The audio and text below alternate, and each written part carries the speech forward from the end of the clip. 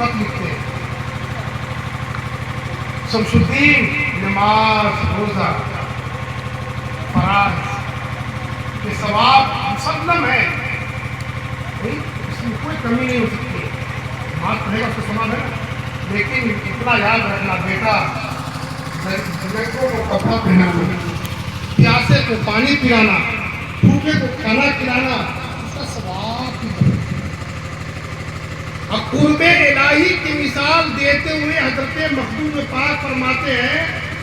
دل کو اپنے اس لائق بناؤ کہ اللہ کا قرب حاصل ہو جائے، اللہ کا قرب حاصل ہو جائے، کیونکہ اللہ بھی یہی چاہ رہا ہے.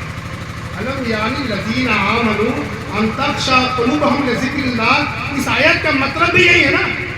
رب فرما رہا ہے کیا اب بھی وقت نہیں آیا ہے ایمان والوں کے لیے اس کے دل اللہ کی یاد کی طرف مائل ہو، تو یہ اپنے دل کے تخت پر یاد الہی کا گلدستہ سجا لیں. جب یہ سجا رہے گا نا تو یاد رکھ لیجیے اللہ جب اپنا قرب عطا فرمانا چاہے گا تو رب یہ نہیں دیکھے گا کہ 40 روز نماز پڑھا کہ نہیں، یہ 30 روزہ رکھا کہ نہیں، ایک پل میں یعنی دل کی مثال، دل کو صرف یاد الہی سے کی طرف مائل جب کرنے لگیں گے نا تو اللہ تعالیٰ پھر آپ کی نماز کی رکعتوں کا انتظار نہیں کرے گا، آپ کے روزہ کو مکمل مغرب تک کا انتظار نہیں کرے گا. کس طرح سے مرید کو سمجھا رہے ہیں. آج تو ہم لوگوں نے اپنے صالحین کی صحبت میں بیٹھنا چھوڑ دیا، کیونکہ پیری مریدی بھی تو آپ تو برانڈیڈ ہو گئی ہے نا. پیر کا تعلق مرید سے اتنا ہی رہتا ہے کہ تم کو ہم تعویذ دیں اور تم ہم کو چندہ دو، یہی معاملہ رہ گیا ہے. اس لیے حالات بڑے بگڑتے جا رہے ہیں. تو اگر پیر کے برابر محبت کرنی ہے تو پہلے ماں باپ کو دیکھ کے اس کی محبت میں کرنی تو نہیں. حضرت مخدوم ایک مثال اس میں پیش کرتے ہیں. ایک شخص تھا جو کافر مشرک، لیکن وہ بے چین تھا کہ یہ صورت کو نکالتا کون ہے، یہ دل کو ڈباتا کون ہے، پھر رات سے دن کرتا کون ہے. جو کرتا ہے کاش اس سے میرے ملاقات ہو جاتی، جو دن رات کرتا ہے اصل وہی ہو سکتا ہے خالق. بس یہی سوچ کر کے وہ اتنا پریشان اور فکر مند ہو گیا تھا کہ اس کا دل ہر وقت اس خالق کے لیے بے قرار رہنے لگا جو دن رات کو پیدا کرنے والا ہے، جو موت و حیات کو پیدا کرنے والا ہے. وہ نہایا صبح میں، نہانے کے بعد زنار باندھتا ہے نا، غیر مسلموں میں جو بڑے ڈاکٹر ہوتے ہیں زنار باندھتے ہیں، دھاگا. نہانے کے بعد دھاگا باندھ رہا تھا، دل کی دنیا بدل گئی، بے ہوش ہو کر گرا زمین پر اور ایک چیخ مارا این اللہ این اللہ. یہ کہتا ہوا وہ گھر سے نکلا. محلے کے لوگ، گھر کے لوگ پیچھے پڑے، بھاگتا بھاگتا ایک پہاڑی پہ چڑھا. جب پہاڑ پہ گیا یہ کہتا ہوا این اللہ این اللہ، اللہ کہاں ہے اللہ کہاں ہے. جب پہاڑ پہ پہنچا تو دیکھا ارے 4 آدمی کھڑے ہیں، 5واں جنازہ رکھا ہوا ہے. اب یہ پوچھا کہ یہ جنازہ کس کا ہے، تو وہ چاروں کہہ رہا یہ پتہ بعد میں پوچھنا، پہلے امامت کرو. ایک وقت کا سجدہ نہیں اس کی پیشانی میں، ایک وقت کا سجدہ نہیں، نہ کسی پیر سے ملا، نہ کسی پیر کی خانقاہ میں گیا، لیکن یاد الہی اور اس رب کی تلاش میں وہ تھا کہ یہ پیدا کون کرتا ہے. ماں کے پیٹ میں ایک پانی کو خون سے ایک گوشت ہڈی والا بچہ کون بناتا ہے. نتیجہ نکلا جب اس کا فراق زیادہ ہوا تو اللہ کیسے نوازا ہے. اب وہ جو کھڑے ہیں سب لوگ سب بنا کر کے ایک جنازہ رکھا ہوا ہے. یہ پوچھ رہا ہے بھائی جنازہ کس کا ہے،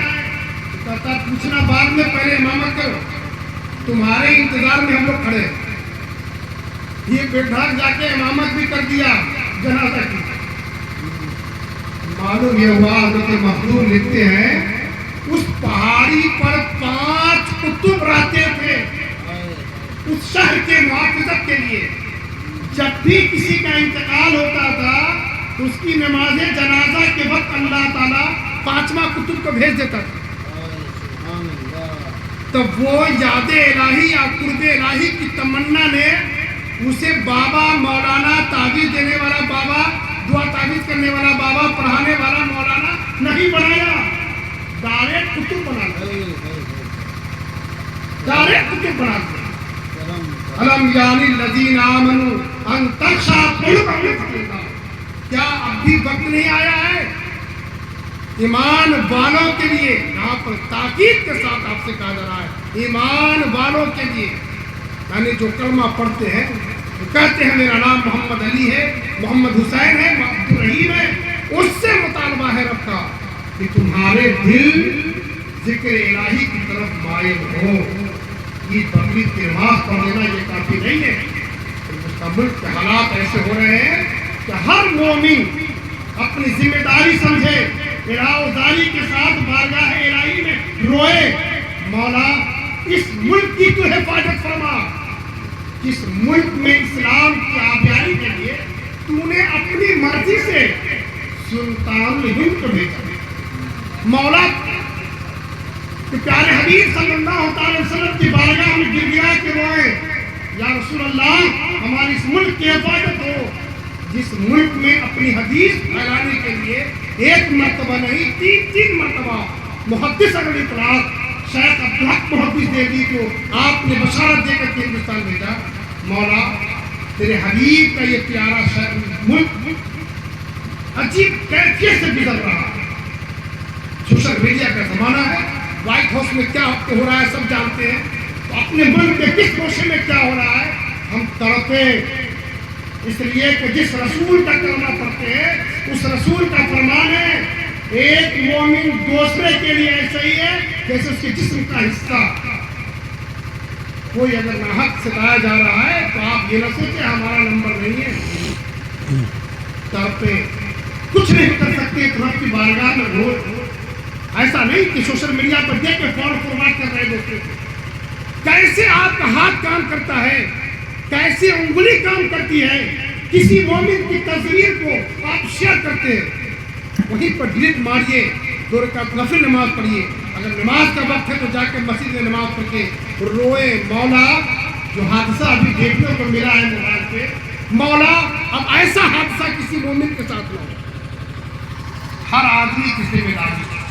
کوئی پردھان منتری، کوئی نیتا، کوئی بڑا حضرت آئے اس کا انتظار نہ کرے، ہر کوئی رو رو کر کے دعا مانگے، حالات دن بدن بگڑتے جا رہے ہیں، اس لیے کہ اگر جس دن ہم لوگ اپنے اندر یہ تبدیلی لائیں گے انشاءاللہ اس ملک کے مسلمانوں کی حفاظت اور اس کے تحفظ کے معاملات محمد نبی صلی اللہ علیہ وسلم کی نگاہوں کے سامنے، انتظار اس بات کا ہے کہ ہم لوگ اپنے آقا کریم صلی اللہ علیہ وسلم سے لو لگا کر کے دعا مانگے، تو کل کی رات میں صرف کاروبار کے لیے نہیں، صرف یہ نہیں کہنا یا اللہ ہمارا بیٹا جو ہے نا بی ایڈ کر لیا ہے ایم ٹیک کر لے، نہیں، دوسرے کے لیے دعا مانگی، اپنے بیٹا کا نام تک مت لیجیے نا، امت مسلمہ کے تمام لوگوں کے لیے دعا مانگی، آپ کی کامیابی سے جو دوسروں کے لیے دعا کرتا ہے اس کے لیے اللہ تعالیٰ خود بخود راستہ کرتا ہے، لہذا خالی قبرستان جائیں گے تو یہ نہیں جائیں گے ہمارے باپ کی مغفرت ہو جائے، ہمارے دادا کی، نہیں، کہ مولا اس قبرستان میں جتنی بھی مومن مومنات مولا تو سب کی مغفرت فرما دے، اس کے ساتھ ساتھ مولا میرے ماں باپ کی یہ بول سکتے ہیں، رات کا استقبال، کل اپنے اپنے محلوں کو صفائی، اپنے محلوں میں پاکی کی، اور کم سے کم اتنا تو ہے کوئی دن ایسا نہیں گزرتا ہے کہ ہم لوگ خطاؤں ہم لوگ سجد نہ ہوتے ہو، تو توبہ استغفار کی کثرت کریں، توبہ استغفار کی کثرت کریں، توبہ پڑھیں اور عہد کریں کہ یہ توبہ کا سلسلہ تاحیات رہے راتوں میں آ کر کے، کیونکہ گناہ اگر ہو رہا ہے تو گناہ اتنا گناہ کیا ہے، کہا جائے توبہ کہ نہیں، ہر روز اپڈیٹ ہوگی، اللہ تعالیٰ کی بارگاہ میں دعا ہے مولا تعالیٰ ہم سب کو عمل خیر کی توفیق رفیق عطا فرمائے، رب العالمین ہم سب کی کوتاہیوں کا درگزر فرما کر کے ہم سب کے دلوں میں وہ